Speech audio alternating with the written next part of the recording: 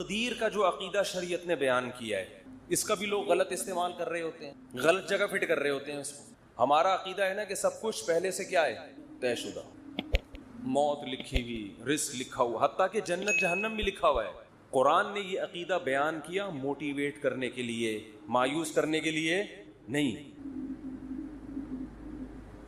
ہم کیا ہو رہے ہیں, مایوس کہ یار جب جنت بھی لکھی ہوئی جہنم بھی لکھی ہوئی تو عمل کا کیا فائدہ, جانا تو جہاں ہے وہیں جائیں گے ہم, ٹھیک ہے. جب صحت اور موت لکھی ہوئی ہے تو صحت بنانے کا, جب ہر ایک کی عمر لکھی ہوئی ہے تو صبح جاگنگ کی ٹینشن لینے کا. بول لو کیا ہو گیا بھائی, بھائی جب لکھا ہوا ہے کہ یہ بندہ 50 سال میں مرے گا, تھوڑا بڑھا لیتے ہیں احتیاطاً, 80 سال میں مرے گا, ایک مثال دیں, ہم کیوں جلدی مارے ہیں اس کو 30 سال پہلے, 80 زیادہ ہو جائیں گے پھر تو وہ جاگنگ بالکل بھی نہیں کرے گا, 50 ہی کر لو. فرض کرو یہ بندہ کب مرے گا, 50 سال. تو جاگنگ کا کوئی فائدہ ہے صبح صبح اٹھنے کا, کولیسٹرول لیول چیک کرنے کا, شوگر, لڈو, احتیاط, موٹاپا کم کرو, سب ٹوپی ڈرامہ ہے بھائی. موت تو کیا ہے, لکھا ہوا ہے.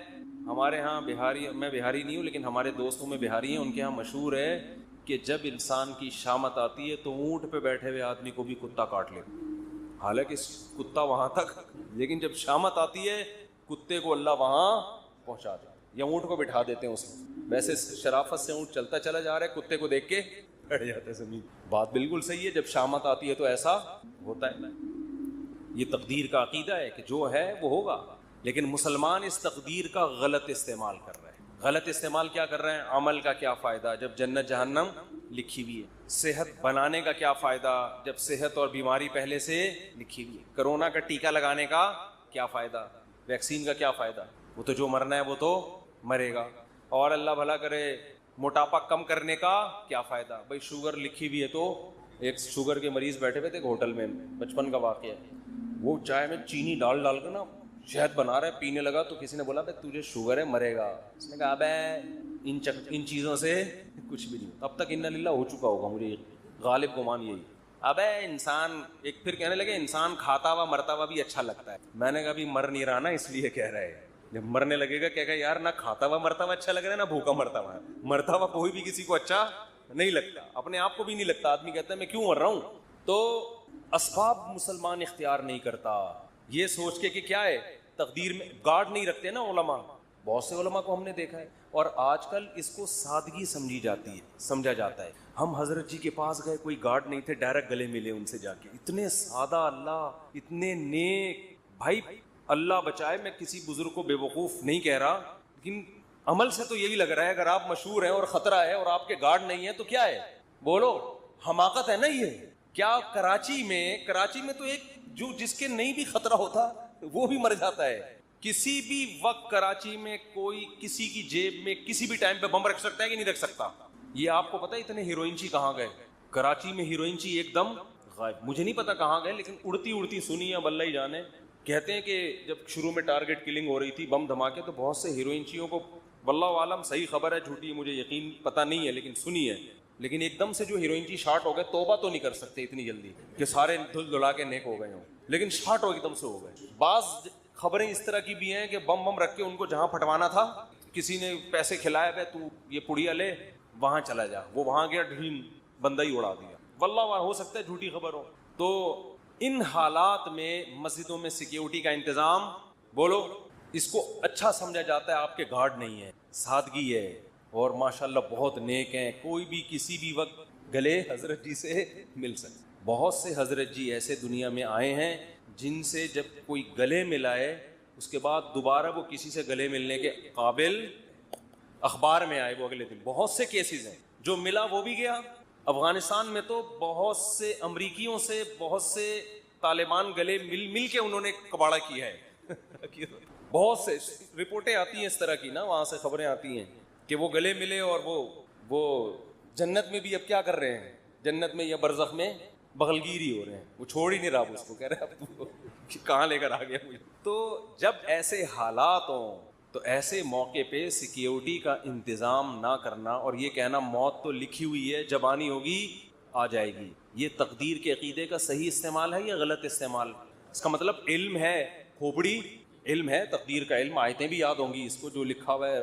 حدیث میں آتا ہے رسول اللہ صلی اللہ علیہ وسلم نے عبداللہ بن عباس سے فرمایا وَاعْلَمْ أَنَّمَا أَصَابَكَ لَمْ يَكُنْ لِيُخْطِئَكَ، اے نوجوان، اے غلام، لڑکے، یقین کر لے جو مصیبت تیرے مقدر میں لکھی ہے ایسا ہو ہی نہیں سکتا کہ وہ تجھے نہ پہنچے، اور جو چیز تجھے نہیں ملنے والی، جو نعمت، یہ ہو ہی نہیں سکتا کہ وہ نعمت تجھے مل جائے۔ رفعت الاقلام وجفت الصحف، تقدیر کے قلم سے اللہ نے جو لکھنا تھا لکھ کے قلم کو ہٹا دیا، اور اس کی سیاہی بھی خشک ہو چکی ہے، اب اس میں چینجنگ نہیں ہو سکتی، سب کچھ طے ہو چکا ہے۔ لیکن اس کے باوجود نبی کی زندگی دیکھو، احتیاط۔ قرآن کہہ رہا ہے نماز کی حالت میں اسلحہ اٹھا کے نماز پڑھو، میدان جنگ میں اسلحہ رکھنے کی تمہیں زمین پہ اجازت نہیں ہے۔ سب ایک ساتھ نماز نہیں پڑھیں گے، آدھے پڑھیں گے، آدھے فرنٹ لائن پہ کھڑے ہوں گے۔ وَدَّ الَّذِينَ كَفَرُوا، کیونکہ جو دشمن ہے وہ چاہتا ہے لَوْ تَغْفُلُونَ عَنْ أَسْلِحَتِكُمْ، کہ تم چند لمحوں کے لیے بھی اپنے اسلحے سے غافل ہو، اور غافل ہو کے کیا کر رہے ہیں؟ نماز۔ یہ نہیں کہ کوئی خدا نخواستہ کوئی گناہ میں مشغول ہیں، اللہ کی طرف مشغولیت کی وجہ سے دشمن سے کیا ہو رہے ہیں؟ غافل۔ یعنی عبادت میں مشغول ہونے کی وجہ سے کیا ہو رہے ہیں؟ دشمن سے غافل۔ اس میں تو یہ ہونا چاہیے، ہم سے کوئی پوچھتا تو ہم کہتے بھائی تم اگر اللہ کے لیے اللہ کی طرف مشغول ہو نماز میں تو اللہ تمہاری حفاظت، کیونکہ تم اللہ کے لیے، تم کوئی گناہ تھوڑی کر رہے ہو، اور اللہ نے حکم دیا نماز پڑھنے کا، تو اللہ کے حکم کو فالو کرتے ہوئے تم اگر نماز میں مشغول ہوگے تو مدد تمہاری غیب سے آئے گی، دشمن تمہاری طرف آنکھ اٹھا کے بھی نہیں دیکھے گا۔ نہ اللہ نے فرمایا کہ نماز تو قائم کرنی ہے، سارے نہیں نمازی، وہ سب کو دیکھیں گے نماز پڑھ رہے ہیں، ایک ہی حملے میں سب کو قتل کر دیں گے۔ آدھے لوگ وہاں رہیں، آدھے کیا کریں؟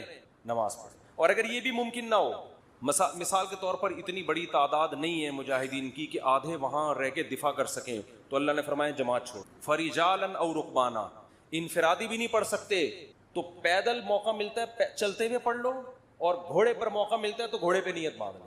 گھوڑے سے اترنے کی بھی اجازت، بولو نہیں آ رہی بات میرا؟ تو یہ صحابہ بڑے آرام سے کہہ سکتے تھے بھائی جو لکھی ہوئی ہے وہ تو آ جائے، ہم تو نماز میں مشغول ہیں۔ ہمارے حضرت کے ہاں پہرا ہوتا تھا نماز کے دوران، جب حضرت نماز پڑھاتے تھے ممبر پہ گارڈ آ کے کھڑا ہوتا تھا، ایسے ریپیٹر لے کے یوں دیکھ رہا ہوتا۔ بہت سے لوگوں نے حضرت کو لکھا یہ کون سا اسلام ہے؟ نماز میں ہم اللہ کی طرف مشغول ہیں، اور محراب پہ ممبر پہ کون کھڑا ہوا ہے؟ گارڈ کھڑا ہوا ہے نماز کے دوران، یہ کیا ہے؟ حضرت فرمایا کہ نماز کے دوران نہیں بم پھٹ سکتا کیا؟ نماز کے دوران کوئی نماز توڑ کے نمازیوں پہ فائرنگ نہیں کر سکتا۔ یہ کون سی کتاب؟ یہ تو کسی کتاب میں نہیں لکھا کہ جی اللہ نے کہا ہے کہ جب تم نماز پڑھو گے تو نہ بم پھٹے گا، نہ کوئی دہشت گرد اندر داخل ہو سکتا ہے، اور تم سب سجدے میں ہوگے تو فرشتے تمہاری حفاظت میں لگے۔ نہ قرآن میں بھی نہیں لکھا، نہ حدیث کسی کتاب میں نہیں لکھا۔ یہ بہت سے مسجدوں میں بم دھماکے نماز کے دوران ہوئے ہیں۔ اچھا کچھ ویڈیوز میں نے دیکھی یوٹیوب پہ، اس میں بتایا کہ امام کا تقویٰ دیکھیں، زلزلہ آیا امام صاحب کھڑے ہوئے ہیں، کانپ بھی رہے ہیں کھڑے ہوئے، زلزلہ آ رہا ہے امام صاحب کیا کر رہے ہیں؟ ایک ایک کر کے مقتدی کھسک رہا ہے، لیکن امام صاحب زندہ باد۔ یہ حماقت ہے پرلے درجے کی۔ نبی نے فرمایا نماز میں اگر سانپ دیکھو تو یہ نہیں فرمایا کہ خشوع و خضوع میں مشغول رہو، سانپ تمہارا کچھ بھی نہیں بگاڑے۔ صحیح بخاری مسلم کی غالباً حدیث ہے، آپ نے فرمایا اس کو مارو، قتل کرو سانپ کو، نماز توڑ دیں آپ جا کے اس کو قتل کریں۔ بھائی کسی کو مار دے گا نماز پڑھ لینا آرام سے، ورنہ نماز جنازہ ہوگی تھوڑی دیر میں، پھر 15-20 آدمیوں کی۔ اللاجیکل باتیں آج بہت سے مذہبی لوگوں کا حصہ بن چکی ہیں، ان کی سوچ کا۔ اللاجیکل بات جب کریں گے، بات ایسی کریں گے، آدمی کہے گا تو چپ رہتا تو زیادہ اچھا۔ اللاجیکل بات، اور اس کو سمجھتے ہیں بزرگی اور کمال۔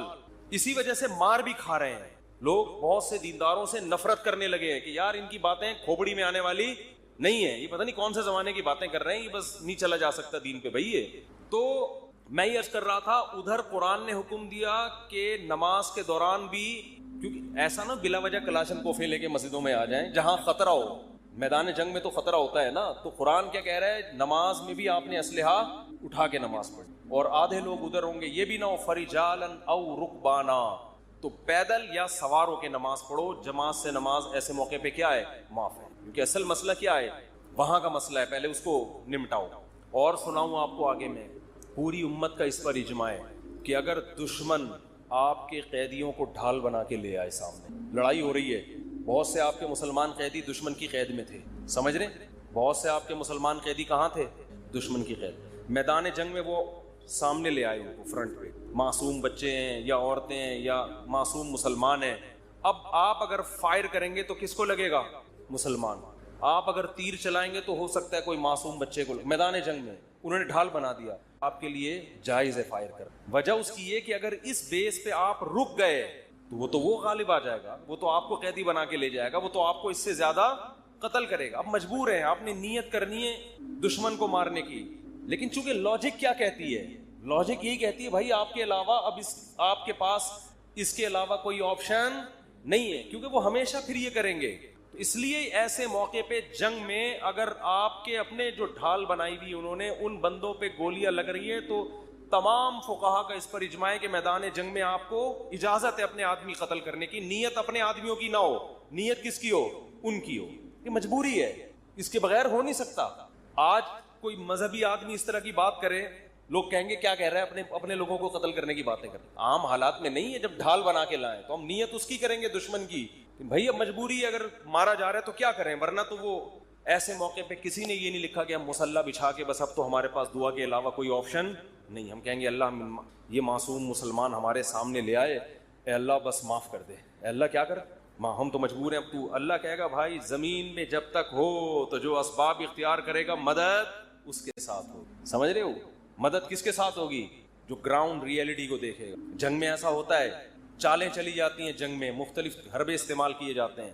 تو میں یہ عرض کر رہا تھا یہ جو تقدیر کا عقیدہ ہے اس کا صحیح مطلب کیا ہے, اس کو سمجھیں. صحیح مطلب یہ ہے کام کرنے سے پہلے آپ نے کامیابی کے تمام ذرائع, تمام وسائل, تمام اسباب بھرپور طریقے سے استعمال کریں. سمجھ میں نہیں آ رہی بات؟ مثال کے طور پر آپ چاہتے ہو میں 90 سال تک زندہ رہوں, ہر آدمی چاہتا ہے, نہیں چاہتے تو بتا دیں, ہاتھ کھڑا کریں. جو حضرات سبھی چاہتے ہیں, ہر آدمی چاہتا ہے میں 90 سال تک. بہت سے لوگ اس لیے بھی چاہتے ہیں تاکہ پہلی والی مرے, اللہ معاف فرمائے, غلط سوچ ہے. ان کو پتا ہوتا ہے ہماری زندگی میں اس کے مرنے کا کوئی چانس, بہت غلط سوچ ہے, یہ میں بتا دوں, لیکن ہے بعض لوگوں کی.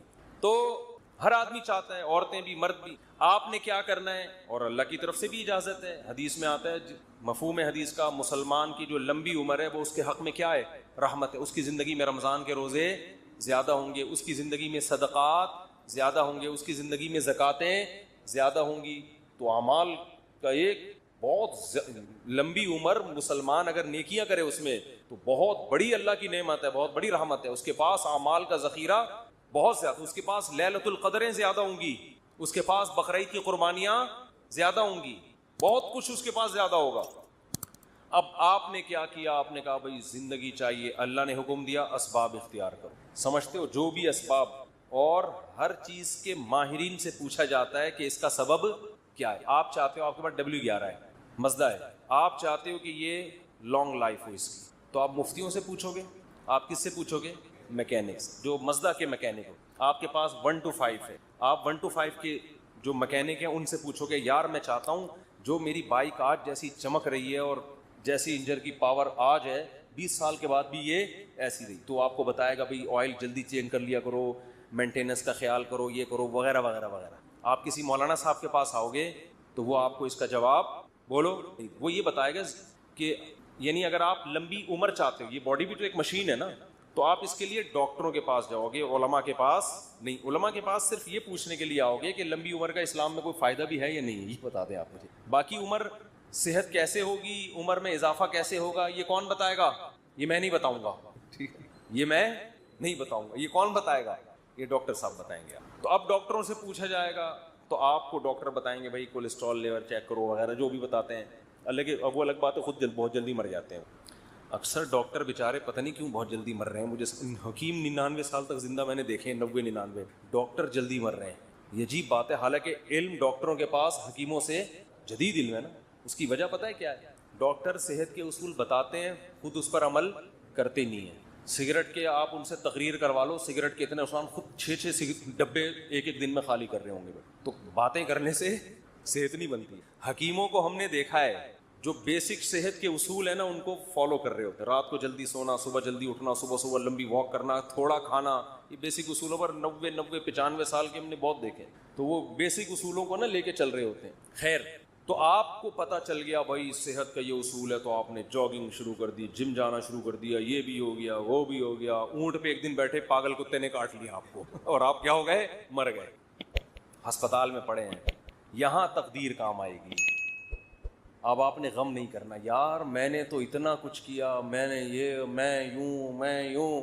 تو ایسے موقع پہ یہ اس موقع کی حدیث ہے, وَعْلَمْ أَنَّمَا أَصَابَكَ لَمْ يَكُنْ لِيُخْطِئَكَ. نبی حضرت عبداللہ بن عباس سے فرما رہے ہیں کہ یقین کر لے جو مصیبت تجھے پہنچی ایسا ہو ہی نہیں سکتا تھا کہ وہ نہ پہنچے, بس اللہ نے مقدر یہی کیا ہوا تھا. تم نے اپنے اسباب اختیار کر لیے, تمہیں ثواب مل گیا, لیکن اللہ نہیں چاہتا تھا. بات آ رہی ہے سمجھ میں؟ تو ہو جاتا ہے ایسے موقع پہ ہے, پہلے نہیں ہے, کام کے بعد ہے, بشرطے کہ آپ نے کام پورا کیا ہو. آپ نے کام پورا کیا, اگر آپ نے کام پورا نہیں کیا پھر تسلی کا آپ کو حکم نہیں ہے.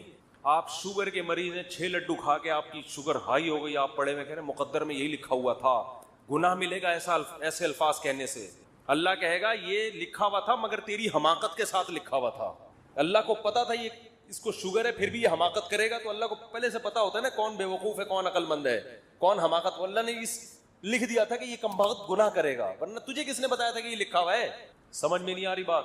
تو تقدیر کا عقیدہ آپ نے تمام اسباب اختیار کر لیے, رزلٹ زیرو ہے, تو ایسے موقع پہ غیر مسلم ڈپریشن میں جاتا ہے کہ یار میں کامیابی کے سارے اسباب اختیار کر رہا ہوں مگر نتیجہ کیا ہو رہا ہے؟ زیرو. یہ جو موٹیویشنل اسپیکر آپ کو کامیاب لوگوں کی 7 گٹس بتا رہے ہوتے ہیں نا, 7 علامتیں, یہ ان کی بتا رہے ہوتے ہیں جو ہو چکے ہیں کامیاب, ورنہ بعض میں 14 علامتیں پائی جاتی ہیں 7 کے بجائے, وہ پھر بھی کامیاب بولو پھر بھی نہیں ہوتے. یہ تو آپ کو وہ بتا رہے ہوتے ہیں 7, وہ ہے نا مشہور کتاب ہے 7 ہیبٹس, کچھ اس طرح کا نام ہے اس کا, 7 عادتیں کامیاب لوگوں کی. اس میں وہ بڑی خاندانی عادتیں, تو اس میں پھر وہ فلانا جو تھا وہ یوں ہو گیا تھا, وہ اتنا ہو گیا, وہ ویسے ہو گیا. بھائی یہ کتاب اس میں بھی لکھو فلانے میں 7 کے بجائے کتنی علامتیں تھیں, یہ 7 بھی تھیں اور الگ سے گریوی میں 14 7 اور بھی تھیں اس کی, ٹھیک ہے. 7 تو یہ کامیاب لوگوں کی, اور 7 بہت زیادہ کامیاب لوگوں کی اضافی اس میں قدرت کی طرف سے انسٹال ہوئی ہوئی تھی. 14 علامتیں ٹوٹل پائی جاتی تھی جو دریافت ہو سکتا ہے اس کے علاوہ بھی پائی جائے, لیکن وہ اونٹ پہ ایک دن بیٹھا اور پاگل کتے نے اس کو تو وہ ساری علامتیں کہاں گئیں؟ ہوتا ہے ایسے. وہ میں اکثر امام شافعی کا ایک شعر پڑھتا ہوں. امام شافعی بہت بڑے شاعر تھے, ان کا ایک شعر ہے, وہ شعر کہتے ہیں کہ اذا سمعت بان مشدودا حوا عودا فاثمر في يديه فصدقي واذا سمعت بان محروما اتى ماء ليشربه فغاض فصدقي یا فحققي. امام شافعی فرماتے ہیں کہ اگر تمہیں پتہ چلے نا کسی کی اچھی قسمت ہے, خوش قسمت آدمی, اس نے ایک دن لکڑی ہاتھ میں پکڑی اور لکڑی نے وہیں پھل دینا شروع کر دیے, ابھی اس نے اس کو زمین میں دبایا بھی نہیں, درخت بھی نہیں, پانی کھاد یہ اس پروسیس سے گزرے بغیر ہی قدرت نے اس کا ایسا ساتھ دیا کہ لکڑی نے یا بیج نے ہاتھ میں ہی پھل دینا شروع کر دیے.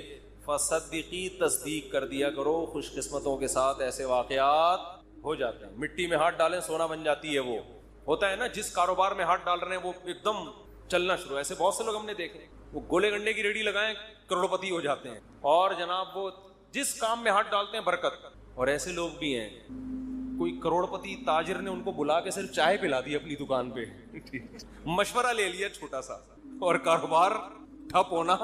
کروڑوں کے کاروبار جب ان کے حوالے کرو تو ایک دم بیٹھ جاتا ہے. بعض دفعہ ان کی اپنی حماقت ہوتی ہے, بعض دفعہ اللہ کی طرف سے بھی ہوتا ہے. تو فرماتے ہیں وَإِذَا سَمِعْتَ بِأَنَّ مَجْدُودًا حَوَا عُودًا فَأَثْمَرَ فِي يَدَيْهِ فَصَدِّقِي.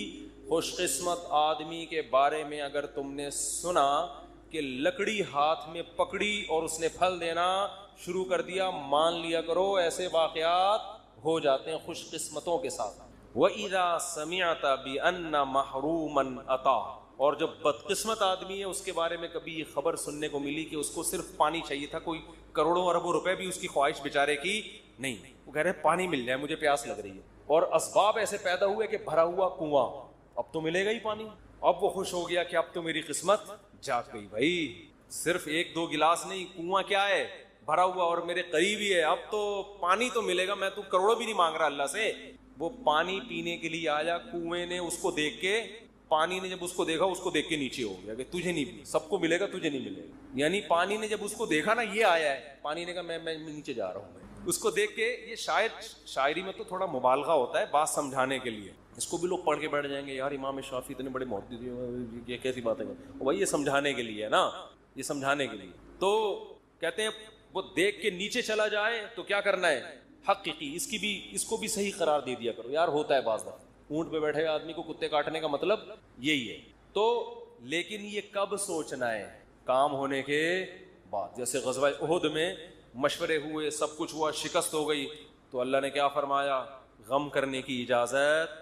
تلک الایام نداولها بین الناس, یہ ایام ہم الٹ پلٹ کرتے ہیں, کبھی ان کو فتح, کبھی تمہیں فتح, کبھی ان کو شکست, کبھی تمہیں شکست. بس یہ تو اللہ کے, اگر ہمارے ہی اس کاموں سے سب کچھ ہونے لگے تو ہم میں اور اللہ میں کوئی فرق رہے گا پھر؟ ابے کیا ہو گیا بھائی, کیوں سمجھ میں نہیں آ رہا؟ تو یوں ہی تھوڑا سا کیا کرو نا. اگر ہمارے ہی کرنے سے سب کچھ ہو رہا ہو تو پھر ہم میں اور اللہ میں کوئی فرق ہے؟ پھر تو ہم تو اللہ بن گئے نا. جو کر رہے ہیں وہ ہو رہا ہے. ایسا نہیں ہے بعض دفعہ ہم کچھ کریں گے ہو جائے گا, بعض دفعہ پورا زور لگا دیں گے کچھ بھی نہیں ہوگا. مائیکل جیکسن نے صحت اور زندگی پر جتنا زور لگایا تھا نا زندہ رہنے کی, اس نے ایسی کوشش کی ہے کہ میں اور آپ خواب میں بھی اس کوشش کا تصور نہیں کر سکتے. دیکھو ہمیں نہیں پتا ہمارے گردے صحیح کام کر رہے ہیں کہ نہیں کر رہے ہیں, ہمیں نہیں پتا ہمارے, ہم نے تو لنگس ونگس کا کوئی ٹیسٹ کرایا نہیں, چل رہے ہیں توکل پہ یار, سانس آ رہا ہے, صحیح ہوں گے انشاءاللہ, اللہ نے چاہا. ہم تو اس امید پہ جی رہے ہیں. اور اللہ نہ کرے, اللہ نے کہ گردے خراب ہو گئے, ہمارے پاس تو اسپیئر میں کوئی گردہ این موقع پہ ہوگا, پہلے فلاں کا گردہ پکڑ, فلاں کا گردہ پکڑ, وہ بھی ریلیشن, لوگوں کو پتہ نہیں ملتا بھی ہے کہ نہیں ملتا, یہ ٹینشن ہوگی کہ نہیں؟ ملے, لگ گیا ٹھیک ہے, نہیں لگا انا للہ و انا الیہ. مائیکل جیکسن نے کہا یہ رسک میں نہیں لے سکتا. مائیکل جیکسن نے کوئی بندہ پکڑا, ڈاکٹر صاحب اس کا گردہ لگ سکتا ہے؟ ڈاکٹروں نے کہا ہاں لگ سکتا ہے. اس نے کہا تیرا گردہ میں نے اتنے کروڑوں میں خرید, ابھی اپنے اندر ہی لگا رہنے دے, اگر بالفرض فیوچر میں مجھے کڈنی کی ضرورت پڑی تو تیرا جو رائٹ والا کڈنی ہے وہ تیرا نہیں ہے, وہ کس کا ہے؟ میرا. اور اس کے ایڈوانس پیسے پکڑا, یہ ہر مہینے پیسے دینا, یہ حرام ہے, یہ اسلام میں یہ جائز نہیں ہے, لیکن ان کے یہاں کیا حلال حرام, جب ڈانس کرنا حلال ہے ان کے تو باقی کیا رہ گیا. تو یہ سارے جو پارٹس جو لگ سکتے ہیں, اس کے پہلے سے سودے ہم کورونا کے باوجود غلط کر رہے ہیں, گلے مل رہے ہیں ایک دوسرے سے, اچھا کام نہیں ہے. اگر اس وقت مائیکل جیکسن زندہ ہوتا نا, کورونا کی ٹینشن سے ویسے ہی اس نے مر جانا تھا, یہ بتا, کیونکہ وہ ہاتھوں میں گلوز پہنتا کہ کسی کے ہاتھ سے ہاتھ مس ہوگا, اور جراثیم کی الیک سلیک میں برداشت نہیں, میں اپنے جراثیم کو, کسی دوسرے کے جراثیم کو عید ملنے کی اجازت نہیں دے سکتا اپنے جراثیم کے ساتھ. اگر وہ غالب آ گئے اور میرے والے کمزور پڑ گئے تو میرا کیا بنے گا؟ آرمی بھیجی انہوں نے کہ بھائی اس کو اٹھاؤ, اس کا اتنا بڑا شو ہونے والا ہے, کروڑوں روپے کے ٹکٹ بک گئے ہیں, پولیس آئی, فوج آئی, نیٹو نے حملے کیے ہوں گے, اٹھ جا بھائی. اس نے کہا بھائی میں ایسا سویا ہوں مجھے دنیا میں کوئی بھی نہیں اٹھا سکتا, کیونکہ یقین نہیں آ رہا تھا کہ یہ کیسے سو گیا یار, پتہ ہی نہیں چلا کب روح نکلی ہے, دار خالق حقیقی سے جا ملی. تو یہاں مائیکل جیکسن کے لواحقین, اول تو ہوتے ہی نہیں ان لوگ کے لواحقین بھی نہیں ہوتے زیادہ, ان لوگوں کے لواحقین بھی زیادہ, نہ شادی ہوتی ہے نہ بچے ہوتے ہیں, لواحقین تو ہم لوگ کے ہوتے ہیں بھائی. میں نے بتایا تھا نا گدھے کا کوئی باپ, اس کو گدھا نہیں کہہ رہا مائیکل جیکسن کو, ایک مثال دے رہا ہوں. گدھے کا نہ ماموں ہوتا ہے, نہ خالہ ہوتی ہے, نہ پھپھی, نہ چاچا, نہ بھتیجا, نہ بھانجا. تو اگر آپ نکاح کے بغیر زندگی گزارتے ہو, گدھا نکاح کے بغیر زندگی گزارتا ہے نا, تو نہ اس کا خالہ ہے, نہ بھتیجا ہے, نہ ماموں, نہ چاچا. جو نکاح کے بغیر زندگی گزارتے ہیں ان کا بھی نہ باپ ہوتا ہے, نہ خالہ, نہ چاچو, نہ ماما. مائیکل جیکسن کا تھا, لیکن میں ایک مثال دوں, بہت سمٹ کے بہت تھوڑے سے رہ گئے, ایک عدد ابا اور شاید ایک آدھ کوئی وہ ہیں, بیوی تھی, بچی بھی ایک, چلو بہت بزرگ تھے ان کے. یہ بہت بڑا خاندان تھا مائیکل جیکسن کہ ایک عدد بیوی اور ایک عدد بچی, بہت عظیم خاندان. شادی پہ کتنے لوگ آئیں گے یار؟ اب شادی کس کی, بیٹی کی شادی پہ, سوری, ایک گورے نے کتاب لکھی ہے ٹینشن سے بچنے کی. اچھا جو بیٹی ہوتی ہے نا اس کا بھی باپ سے ریلیشن کیا ہوتا ہے وہ میں آپ کو اس کتاب میں بتا رہا ہوں. یعنی ایک بیٹی پیدا ہوئی, ان کا مائیکل جیکسن کی نہیں, ایک نارمل جن کی ہوتی ہے. گوروں میں ایک شخص نے, ماہر نفسیات نے کتاب لکھی ہے گوروں کو ٹینشن سے بچانے کے لیے. ٹینشن تو بہت زیادہ ہے نا وہاں پہ, ڈپریشن سے بچانے کے لیے. اس میں ایک بات لکھی ہے کہ اگر آپ کسی ٹینشن میں ہیں تو سب سے پہلے یہ طے کرنا ہے کہ یہ ٹینشن کسی اور کی ہے یا آپ کی ہے. بعض دفعہ آپ کسی اور کی ٹینشن میں خود لے رہے ہو. پھر اس نے مثال دی جیسے بیٹی کی شادی, اس نے کہا یہ بیٹی کی ٹینشن ہے, آپ کی, یار تم کیا کہہ رہے ہیں. اس نے کہا یہ آپ کی ٹینشن نہیں ہے, یہ کس کی ٹینشن ہے. تو آپ تو اس کو لطیفہ اس سے سمجھ رہے ہو کہ ہمارے ہاں باپ بیٹی کا ریلیشن بہت, بیٹی کو اتنی ٹینشن نہیں ہوتی جتنی باپ کو ہوتی ہے, کیونکہ بچیاں تو نہ سمجھ ہوتی ہیں, ان کو نہیں پتا ہم فیوچر کو تباہ کر رہے ہیں. باپ کو زیادہ ہوتی ہے. تو بھائی آپ خدا کے لیے ایسی کوئی کتاب نہ لکھیں, آپ جب ماہر نفسیات ہوں تو لکھیں کہ اگر آپ کی بیٹی کی ٹینشن ہے تو وہ آپ کی ٹینشن ہے, اس کو حل کس نے کرنا ہے, کیونکہ آپ اس کے باپ ہو. صرف بلڈ ریلیشن نہیں ہے, ایک روحانی ریلیشن بھی ہے باپ بیٹی میں. خیر, کہاں سے بات چلی تھی کدھر کو نکل گئی, میں کیا بتا رہا تھا یار بیان. تو میں یہ عرض کر رہا تھا کہ تقدیر والی آیتیں بھی جہاں فٹ کرنی چاہیے وہاں نہیں ہو رہی, بلکہ مایوسی پیدا کرنا, عمل میں ڈھیلے ہونا, دکان پہ بیٹھا ہوا مکھیاں مار رہا ہے, ابے جو مقدر کی روزی, جو میں نے دیکھا ہے نا لوگوں کے ڈائلاگ, ابے جو مقدر میں لکھا ہوا ہے وہ تو آئے گا. اب کیا بیٹھ کے باتیں بولیاں لگا رہے ہیں اور پبلسٹی کر رہے ہیں اور اس کو اتنا. ابے ایک تاجر سے میں ملا, ماشاءاللہ ان کی اچھی آمدن.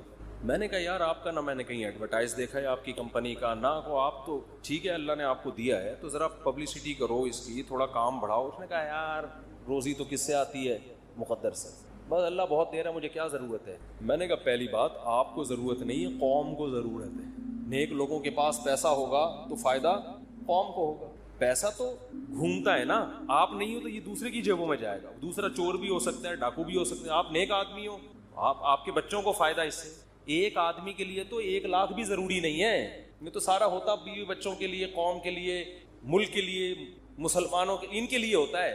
ورنہ ایک کے لیے کیا ضرورت ہے, اپنے گولے گنڈا لگاؤ, شام کو 2 روٹی کھاؤ, بس ختم. مسلمان کو جو پیسہ کمانے کا حکم ہے آپ کی اپنی پیٹ بھرنے کے لیے نہیں ہے. مسلمان کے طاقتور ہونے سے اسلام پاورفل ہوگا اور مسلمان کے کمزور ہونے سے اسلام کمزور ہوگا. تو وہی ہے کہ سوچتے نہیں ہیں, کھوپڑی استعمال نہیں کر رہے. خیر, تو تقدیر کا عقیدہ آپ نے تمام اسباب و وسائل اختیار کر لیے, پھر بھی اگر رزلٹ 0 ہے یا نقصان ہوتا ہے کوئی بات نہیں. ہوا مولانا, وہ کیا ہے, قل لن یصیبنا الا ما کتب اللہ لنا. دیکھو کیا زبردست آیت ہے. صحابہ کو جب غزوہ احد میں شکست ہوئی ہے نا تو منافقین مذاق اڑانے لگے, دیکھا ہمارے مشوروں پر عمل نہیں ہوا, غلط مشورے ہوئے تھے, یہ ہوا تھا, ہو گئی نا شکست. تو صحابہ کو اللہ نے حکم دیا ان کو یہ کہو لن یصیبنا الا ما کتب اللہ لنا. ہمارے جو ساتھی شہید ہو گئے, ہمیں جو شکست ہو گئی, ہمیں جو زخم پہنچے, ہمیں وہی مصیبت پہنچی ہے تو ہمارے رب نے لکھی تھی. تو رب غلط چیز بولو نہیں لکھی, تو رب نے لکھی تھی, اور ہمارے جب ہم اس کے حکم پر عمل کر رہے ہیں تو اچھا ہی لکھا ہوگا ہمارے لیے. ہوا مولانا, وہ ہمارا دوست ہے, وہ ہمارا دشمن نہیں ہے. دیکھو مصیبتیں سب کو آئیں گی, اللہ کو ماننے والوں کو بھی, اللہ کو نہ ماننے والوں کو بھی, دونوں کو آتی ہیں. ماننے والوں کے حق میں یہ مصیبت رحمت ہے, کیونکہ نبی نے فرمایا انا عند ظن عبدی بی. اللہ کہتے ہیں کہ جو بندہ میرے بارے میں جیسا گمان کرتا ہے میرا معاملہ اس کے ساتھ ویسا ہی. کافر یہ سمجھتا ہے کہ خدا نے جو مصیبت پہنچائی ہے وہ ٹینشن ہے. مسلمان کہتا ہے اللہ ہمارا دوست ہے, ہوا مولانا, وہ ہمارا دوست ہے, وہ ہمیں اگر کوئی مصیبت پہنچا رہا ہے تو ہماری خیر خواہی میں, ہماری برائی میں نہیں. تو یہ مصیبت آپ کے لیے کیا بنے گی, رحمت بنے گی, یہ نعمت بنے گی اللہ کی طرف سے مصیبت, اس میں بھی خوشی ہوگی. تو اب صحابہ منافقین پریشان تو نہیں, یعنی وہ تو خوشیاں منا رہے تھے کہ بھائی اس میں کیا رحمت ہو سکتی ہے, یہ جو اتنے لوگ شہید ہو گئے, اتنے زخمی ہو گئے اور شکست ہو گئی, کافر خوش ہو کے چلا گیا, اور یہ کہہ رہے ہیں کہ اللہ ہمارا دوست ہے, جو بھی مصیبت دے گا وہ ہمارے فائدے کے لیے, تو اس میں کیا فائدہ ہے. تو اللہ نے 3 فائدے قرآن میں گنائے. وَيَتَّخِذَ مِنْكُمْ شُهَدَاءَ, فرمایا سب سے پہلا فائدہ اللہ نے بہت سے لوگوں کو شہادت کے مرتبے پر پہنچا دیا. مرنا تو اب بھی تو سبھی دنیا سے چلے گئے نا, کوئی زندہ ہے ان میں سے, بھائی جو نہیں شہید ہوئے وہ بھی چلے گئے, جو منافق تھے جو باتیں کر رہے تھے وہ بھی قتل ہو گئے یا مر گئے. لیکن نام کس کا لیا جاتا ہے, غزوہ احد کے شہداء کا. حضرت حمزہ رضی اللہ تعالیٰ عنہ کی قبر مبارک پانی کے کنارے پر تھی. عمر بن عبدالعزیز کے دور میں کسی کو خواب آیا کہ وہ, انہوں نے بتایا کہ پانی گزر رہا ہے اور میری میت کو یہاں سے نکالو. تو وہاں سے ان کی جب میت کو نکالا گیا تو بالکل تازہ خون بہ رہا تھا. شہداء کا خون تو میں نے خود سونگا ہے, اور کچھ شہداء کے خون کی خوشبو تو میں نے اپنی ناک سے سونگھی ہے.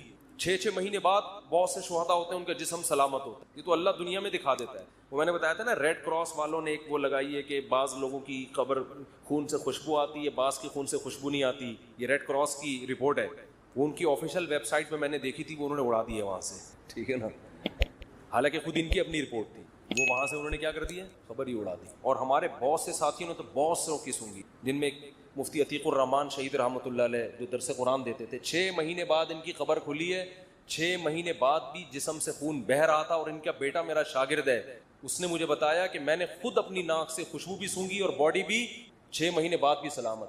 تو یہ مقام مرنے کے بعد عام لوگوں کو ملتا ہے, بولتے کیوں نہیں. تو اللہ کہتے ہیں غزوہ احد میں اگر فتح ہوتی تو اتنے سارے لوگوں کو شہادت کا مرتبہ نہ مل. تو یہ بھی ایک فضیلت ہے. ہم تو آخرت کے لحاظ سے بھی سوچنا ہے. دوسرا اللہ نے کیا فرمایا, وَلِيُمَحِّصَ اللَّهُ مَا فِي قُلُوبِكُمْ. جب مشکلات آتی ہیں تو انسان نکھرتا ہے. ممی ڈیڈی والے بچوں کو آپ کبھی بڑا کام دنیا میں کرتے ہوئے نہیں دیکھتے. دنیا میں آپ ممی ڈیڈی بچوں کو بڑا کام, دوسری شادی بھی نہیں کر سکتے. آہستہ سے آپس کی بات ہے, یہ ہماری آپس کی بات, اس کا بیان سے کوئی تعلق نہیں ہے. تو پہلی بھی نہیں کر سکتے, دوسری تو دور کی بات. امی سے پوچھتے ہیں امی کر لوں, مجھے بتا رہے ہوتے ہیں نا, امی کہ نہیں ابھی نہیں, تو کہہ رہے ہیں چلو پھر بعد. تو امی سے تو پوچھنا چاہیے, لیکن ایک عمر ہوتی ہے, 40 سال تک سے پوچھ رہا ہے یار تو بس کر, اب بس ہو گیا یار, 40 سال تو اب ہو گئی نا, اب امی سے پوچھے بغیر کر لو یار, اس عمر میں تھوڑی. ویسے تو اماں ابا سے پوچھنا ہی چاہیے, کہاں کرنی ہے اس میں پوچھنا چاہیے, کرنی نہیں کرنی اس میں پوچھنے کی ضرورت, تو کرنی ہے, کہاں کرنی ہے یہ بتا دو آپ, یہ پوچھ. اچھا خیر, تو اللہ کہتے ہیں کہ یہ مشکلات دیکھو, دنیا میں جہاں بھی فورسز کو ٹریننگ دی جاتی ہے تو گدوں پہ نہیں دی جاتی, ایئر کنڈیشن کمروں میں اور گدوں پہ سلا کے آرمی کو ٹریننگ نہیں دی جاتی کہ جی آپ نے کیڈٹ کالج میں گئے, سوری آپ نے جو ہے نا وہ کیڈٹ بھرتی ہو گئے, اب آپ کی 1 سال کی ٹریننگ ہے, آپ فوج میں گئے, جی کہاں ٹریننگ دی جائے گی, جی وہ فلاں مولٹی فارم کا گدا ذرا ایسا ہے اس پہ چوٹ نہیں لگتی, وہاں آپ کو ہم اچھل کود سکھائیں گے. ایسا ہوتا ہے. ان کو ٹریننگ دی جاتی ہے مشکلات میں, جنگلوں میں. اور وہ جو ایس ایس ڈی کمانڈوز ہوتے ہیں, ایس ایس ڈی کمانڈوز سے ایک میں نے انٹرویو لیا کچھ دن پہلے, اتنی ٹف ٹریننگ, میرے ہوش اڑ گئے یار. میں نے کہا انسان ہو یار, کیا ہو تم, 30-35 آدمی رہ گئے تھے, پتہ نہیں کتنے ہزار گئے تھے اس میں ٹریننگ میں, تو بہت ٹف ٹریننگ ہوتی ہے. لیکن وہ ٹف ٹریننگ کے بعد لائف بن جاتی ہے, پھر کوئی کام ان کو ٹف لگتا نہیں. اس نے مجھے بتایا کہ ایس ایس جی ٹریننگ میں اتنی ٹف ٹریننگ ہوتی ہے, جنگلوں میں چھوڑ دیتے ہیں بغیر پانی کے, بغیر خوراک کے, اور اس ٹف ٹریننگ میں بہت سے لوگ بھاگتے, جو بھاگتے چاہتے ہیں اس کو بھاگنے دیتے ہیں, یہ زبردستی والا کام نہیں. بھاگتے بھاگتے تھوڑے سے لوگ آخر میں رہ جاتے ہیں. تو ٹف ٹریننگ کا فائدہ کیا ہوتا ہے, لائف آپ کی بن جاتی ہے, پھر کوئی کام آپ کو ٹف لگتا نہیں, آپ چل سکتے ہو, آپ دوڑ سکتے ہو, پھر بہت اچھی زندگی گزرتی ہے, آپ ہنسی خوشی زندگی. جیسے پاکستانی جب باہر جاتا ہے تو سویڈن اور آسٹریلیا جیسے ملک میں ان کو ٹینشن نہیں ملتی تو وہ پاگل ہونے لگتے ہیں. اتنی ٹینشنیں دیکھی ہوتی ہیں, وہاں جا کے گوگل پہ ٹینشن لکھ کے تلاش کر رہے ہوتے ہیں, بھائی کہیں سے کوئی ٹینشن ملے تو ہمیں تھوڑا, جتنی بجلی استعمال کر رہے ہو اتنا بل آ رہا ہے. اور حکومت بے روزگاروں کو بھی الاؤنس دے رہی ہے. ہسپتال میں جاؤ, اتنے خوبصورت ہسپتال, میں نے تھائی لینڈ کا ہاسپٹل دیکھا بھائی, اتنا خوبصورت, گدے مدے, بھائی اتنا, گھر میں آدمی کو وہ سہولت نہیں مل رہی ہوتی, تو اتنا کوئی ٹینشن ہی نہیں ملے گی تو بعض دفعہ آدمی عادی ہو جاتا ہے نا ٹینشنوں کا. دوسری شادی والا تو ایسے ملکوں میں رہ ہی نہیں سکتا, حقیقت بتا رہا ہوں آپ کو. تو میں یہ عرض کر رہا تھا, قرآن نے کیا کہا کہ جو زخمی ہوئے اور یہ جو اتنا مسائل آئے, اس سے اللہ تمہارے دلوں کو کیا کر رہا ہے, نکھار پیدا. شاعر نے کہا ہے نا, آئینہ بنتا ہے رگڑے لاکھ جب کھاتا ہے دل, کچھ نہ پوچھو دل بڑی مشکل سے بن پاتا ہے دل. دل کو جب رگڑے لگتے ہیں نا, خواہشات کے خلاف چلتا ہے انسان, پھر دل کیا ہوتا ہے, چمکتا ہے. جس کی ہر خواہش پوری ہو اس کا دل مردہ ہو جاتا ہے. کبھی رمضان میں نور پیدا ہوتا ہے دل کے اندر, بھوکا پیاسا رہ کر, کھانے پینے سے نور پیدا نہیں ہوتا, نحوست آتی ہے, ہر خواہش آپ کی پوری ہو رہی ہے. تو تیسری اللہ نے نعمت یہ بیان کی کہ منافق اور مخلص میں اللہ نے کیا فرق کر دیا ہے, فرق. اگر ہمیشہ فتوحات ہوتی رہیں گی تو پتہ کیسے چلے گا اپنا کون ہے اور غیر کون, پھر تو بھیڑ چال ساری دنیا اکٹھی ہو جائے گی. اب اس پر ایک اشکال ہوتا ہے کہ اللہ تو خود بھی تو بتا سکتا ہے کہ منافق کون ہے اور نیک آدمی, اتنی ٹینشن میں تو نے ہم لوگ کو ڈال کے بتایا ہے. تو اللہ نے فرمایا وما کان اللہ لیطلعکم علی الغیب, اللہ کی عادت نہیں ہے کہ غیب کی خبریں تمہیں بتاتا رہے. اللہ نے دنیا کو دارالاسباب بنایا ہے, اسباب میں ڈالے گا تم نکھرو گے, اس سے پتہ چلے گا اپنا کون ہے اور غیر کون. اگر اللہ نہیں کرنا ہوتا تو سب کچھ اللہ ویسے ہی کر دیتا. اللہ تمہیں آزمائے بغیر تمہارے دل کو اچھا بنا دیتا, اللہ ویسی شہادت کا دنیا میں ہی ثواب دے دیتا سب کو, جو مرو گے شہید والا ہی ثواب ملے گا. بھئی یہ دنیا دارالاسباب ہے, پہلے اس پروسیس سے گزرو گے اس کے بعد رزلٹ. تو 3 فائدے اللہ نے قرآن میں بتا دیے, شکست کے باوجود کتنے فائدے ہوئے ہیں, 3. اور اللہ نے کہا کہ منافق جو تمہارا مذاق اڑا رہے ہیں ان سے کہو لن یصیبنا الا ما كتب اللہ لنا, ہمیں تو وہی مصیبت پہنچی ہے جو اللہ نے لکھ دی ہے, ہوا مولانا, وہ ہمارا دوست ہے. اور هل تربصون بنا الا احدى الحسنيين ونحن نتربص بكم, ہمیں تو ایک ہی, ہمیں تو کامیابی ہے, لیکن ہم جو تمہارے ساتھ انتظار کر رہے ہیں ہونے والا کیا ہے, جو ٹینشن تمہیں پہنچے گی وہ اللہ کی رحمت نہیں ہوگی. وہ کیا ہے, ان یصیبکم اللہ بعذاب من عنده او بایدینا, ہماری تلوار سے تمہیں عذاب ملے گا یا اللہ کی طرف سے جہنم میں. یعنی یا تو اللہ ہم سے تمہیں لڑوا کے تمہیں شکست دے کے تمہیں ذلیل کرے گا، رسوا کرے گا، یا آخرت میں اللہ تمہیں رسوا. تو بات سمجھ میں آ رہی ہے تقدیر کے عقیدے کا فائدہ کیا ہو رہا ہے؟ کام سے پہلے تو اسباب اختیار کرنے، کام ہونے کے بعد ما کتب اللہ لنا، جو مقدر میں تھا وہ، اس سے بڑا سکون ملتا ہے خدا کی قسم. اور جن کا تقدیر پر ایمان نہیں ہے نا، ساری زندگی کنفیوز، ساری زندگی. بہت سے لوگ ہم نے دیکھے کاروبار میں بہت مشورے کر لیے سب کچھ، اب کاروبار شروع کیا، یار پتہ نہیں یہ والا کرنا چاہیے تھا کہ بھی نہیں کرنا چاہیے. ہماری ایک ریلیٹو خاتون تھی، انہوں نے اپنے بچے کو کون سے اسکول میں پڑھانا ہے 6 مہینے لگا دیے ان کی کھوپڑی میں بات. پھر اسکول میں ایڈمیشن کروایا تو ٹینشن، وہاں والا زیادہ اچھا تھا یہاں والا. یہ کنفیوژن اس کو ہوتی ہے جس کا تقدیر پر ایمان. بھائی آپ نے اسباب اختیار کر کے ایک فیصلہ کر لیا، فتوکل علی اللہ، کیا کرنا ہے اللہ پہ توکل. شادی بیاہ میں بہت ہوتا ہے، یار یہاں کرنی ہے کہ وہاں کرنی ہے کہ یہاں پھر جب ہو گئی، ابے یار وہاں کر لیتا تو، مجھے بتا بھی رہے تھے. یہ انسان کی فطرت ہے. ہم جب کالج میں پڑھتے تھے نا تو ہمارے ایک دوست تھے، ان کو پینٹیں خریدنے کا بہت شوق تھا، پہننے کا بھی خریدنے کا بھی. تو ہم ایس ایم سائنس کالج سے نکلتے، یہ بولٹن مارکیٹ میں نا پوری پینٹوں کی شرٹوں کی دکانیں ہیں. ان کے بچے اب تو ماشاء اللہ بیٹھے ہوئے ہیں، بیان میں یہ بیٹھے ہوئے، ان کے ابا کی بات کر رہا ہوں. تو وہ کیا ہوتا تھا، وہ پینٹ خریدی، گھنٹہ لگا دیتا. وہ اب تو نیک بن گئے، ان کے ابا کی بات کر رہا ہوں، وہ ناراض نہ ہو جائے. وہ بیان میں ایڈیٹنگ بھی وہی کرتے ہیں، یہ والا قصہ نکالنا دے کہیں، بیان میں ایڈیٹنگ بھی انہیں کے ذمہ ہے. گھنٹہ لگا دیتے تھے وہ ہمارے دوست صاحب پینٹ خریدنے میں، یار یہ والی نہیں، یہ والی، یہ والی نہیں، یہ والی. 1 گھنٹے کے بعد جب خریدی تو اگلی دکان میں جو پینٹ ہے وہ اس سے یار یہ والی. یہ انسان کی نیچر ہے، یہ سب کے ساتھ ہوتا ہے. آپ منڈی سے جانور خریدیں، صبح سے لے کے رات تک خریدنے میں لگا دو گے آپ. سودا لے کے جیسے ہی نکلے، ابے یار یہ کتنے کا، یہ 80 کا، ابے میں نے 85 میں کیا پکڑ لیا یار. یہ ہوتا ہے. اپنی چیز کے علاوہ دنیا کی ہر چیز اسی وقت اچھی لگنا شروع. شادی کرتے ہی اپنی بیوی کے علاوہ ہر ایک کی بیوی اچھی لگنا شروع ہو جاتی ہے. یہ شادی شدہ لوگوں کے ساتھ مسئلہ ہے. جیسے ہی شادی کریں گے نا، اپنی کے علاوہ ہر ایک کی اچھی لگ رہی ہے. یہ ان لوگوں کی عادت ہے جن کا تقدیر پر ایمان بولو نہیں ہوتا. تو آپ نے ہر کام سے پہلے اسباب اختیار کرے. جب کام ہو گیا، بھائی اللہ کے لیے، میرے اللہ کے علم میں میرے لیے اس سے بہتر نہ گائے تھی نہ بیوی تھی، ٹھیک ہے، نہ بچڑا تھا نہ بیوی نہ بکرا، نہ اللہ کے علم میں میرے لیے اس سے بہترین بکرا کوئی بھی نہیں تھا. اگرچہ یہ صبح سے بک رہا ہے، بول رہا ہے کچھ. تو اسی طرح جب محنت کرو، جب ہو گئی شادی ہو گئی، اللہ کے علم میں اس سے بہتر میرے لیے کوئی بیوی ہو نہیں سکتی. اس کی خامیاں ہیں یار، خامیاں تو سب میں ہوتی ہیں. ہمارے حضرت فرمایا کرتے تھے کہ جب تک شکر کا جذبہ پیدا نہیں ہوگا، جب تک یہ عقیدہ نہ رکھیں کہ جتنی خوبصورت میری بیوی ہے، چاہے وہ جتنی ٹیڑھی میڑھی ہو، آڑی ترچھی، اللہ کے علم میں میرے لیے اس سے خوبصورت کوئی بھی نہیں. وہ ہوں گی بہت ساری، وہ میرے لیے اللہ نے پیدا ہی نہیں کی. میرے لیے جتنی عورتیں تھیں نا، ان میں سب سے خوبصورت یہ تھی. جب تک یہ جذبہ نہیں ہوگا آپ کو سکون. اور عورت بھی یہ سوچے، بھائی جتنے میرا میاں کتنا ہی آڑا، ڈینٹنگ پینٹنگ کا بہت کام ہے اس میں، ٹھیک ہے نا، بہت کام ہے، لیکن اللہ کے علم میں میرے لیے اس سے بہتر ہسبینڈ ہو نہیں سکتا. وہ ہوں گے. وہ خواتین کی بھی عادت ہے ناشکری والی. عورتیں اکثر اپنے میاں سے بحث کر رہی ہوتی ہیں، اس کے میاں کو دیکھا، وہ تو یہ شاپنگ کراتا ہے، وہ تو یہ خریداری کرتا ہے.